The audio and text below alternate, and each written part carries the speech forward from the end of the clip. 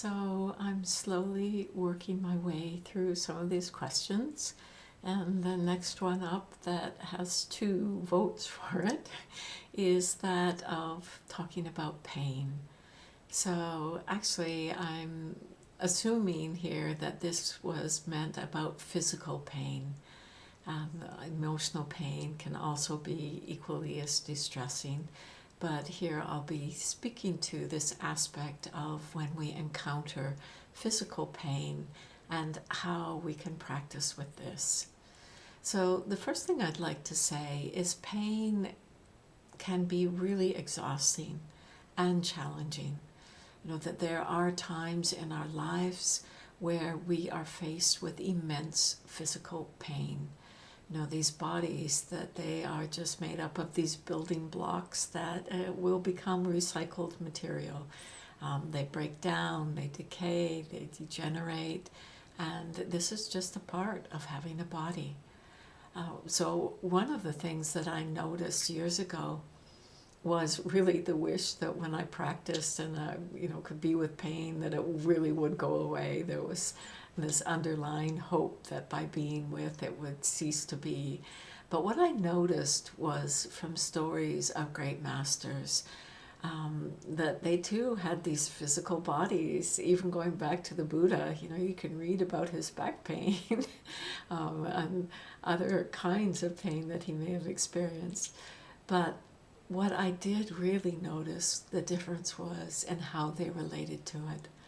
And that it is making that shift from this being something that's bad, wrong, terrible, which there is times when we clearly need to take action around pain. So it's not to say that we just want to practice with whatever pain comes, that we live on a relative level where there's things that can be done.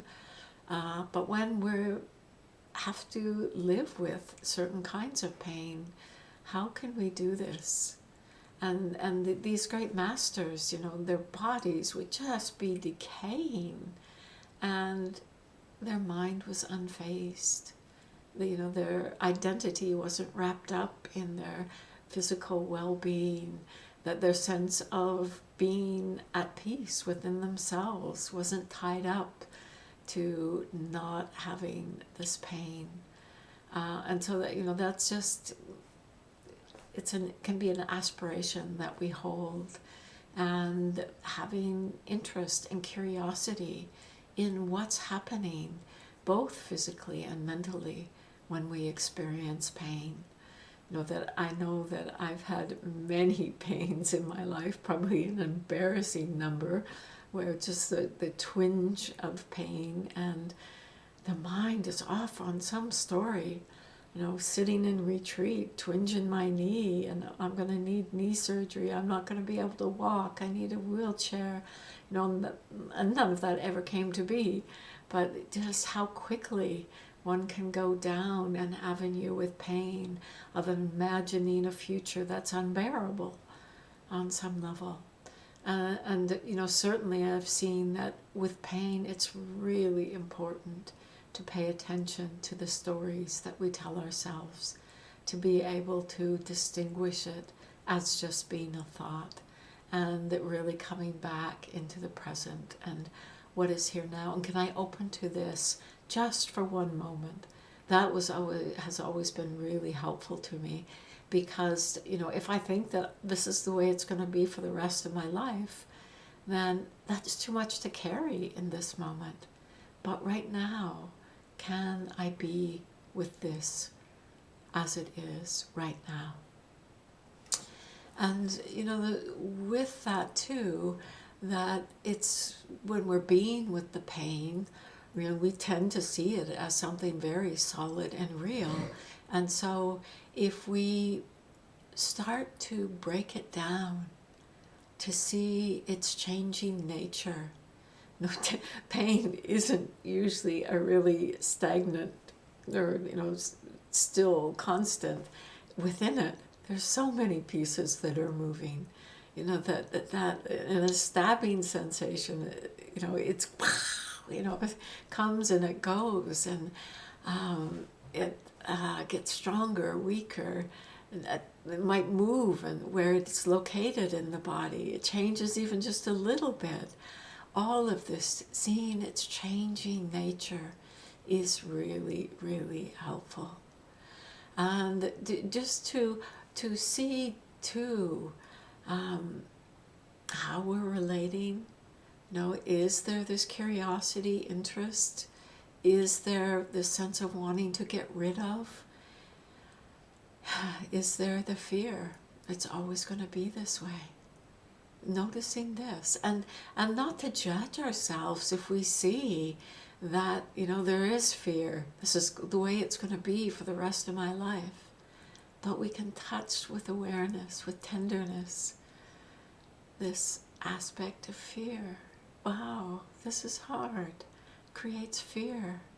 We don't know what's going to happen. But we can be kind to ourselves right there, and just touching it with awareness, letting this be within awareness.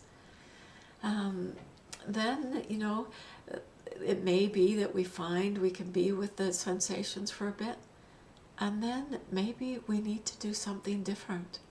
That our minds can become very dry and withered if we're too much with that which is really hard, challenging. And so it's more helpful then to see what else we can be aware of. Can we turn our attention to in this moment? And so maybe it's something that's pleasant, just to find the balance. Whether there's, just as we're sitting, as I'm leaning back in my chair right now, I feel the softness of the back of the chair, or I feel the warmth of my hands touching each other. Something like this, something different to the pain.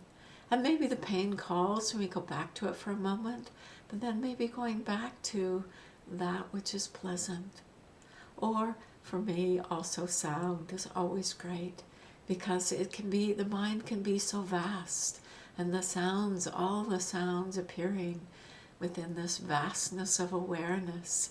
And similarly, it can be with the pain, the sensations arising within the vastness of awareness. So, sometimes with pain, I found it helpful to have more focused awareness, be with the sensations, not too tight, that's not so helpful, but to use it as that steady object that we can be aware of. And that is part of the beauty of pain, is that it is so tangible, so knowable, so readily knowable, that if we can be with it, it's a real support to awareness. But then, at times, just needing to open up the field of awareness because it gets too tiring.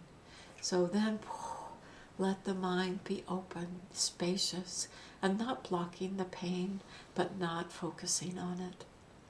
And then there's other aspects too, just to see if there's kind of a hook of identification with it, that plays into the story, and just to be able to kind of take a big picture and look and see what's like the booster that Mingyur Rinpoche talks about, or what's really solidifying this. And then, with that, at times it can be really helpful to just look into the one who is experiencing the pain. Really just look and see, who is this that knows the pain? The knower. And just be with that. So, not to say it's easy, and it's part of this human package. It just comes with the terrain of having a body and being alive. I mean, we love this body when it works well, but boy, when it doesn't, it hurts, and it's challenging. But this is a place that we can still look to, be interested in, be curious, be looking to see how we're relating to this experience in a way that actually exacerbates the pain. And just in seeing that so many times, I've experienced a greater freedom. You know, that it's often just in how I'm relating to this. And let it be an open exploration. But also watch, too, for the voice of should. I should be able to be with this. No, at times the wise thing to do is to move, to really shift away from it, to take a break, to do whatever, take medicine if medicine will help. Just to do whatever on the relative level we need to take care of ourselves. So let this part be part of the equation. And I look forward to hearing how your exploration goes. Thank you.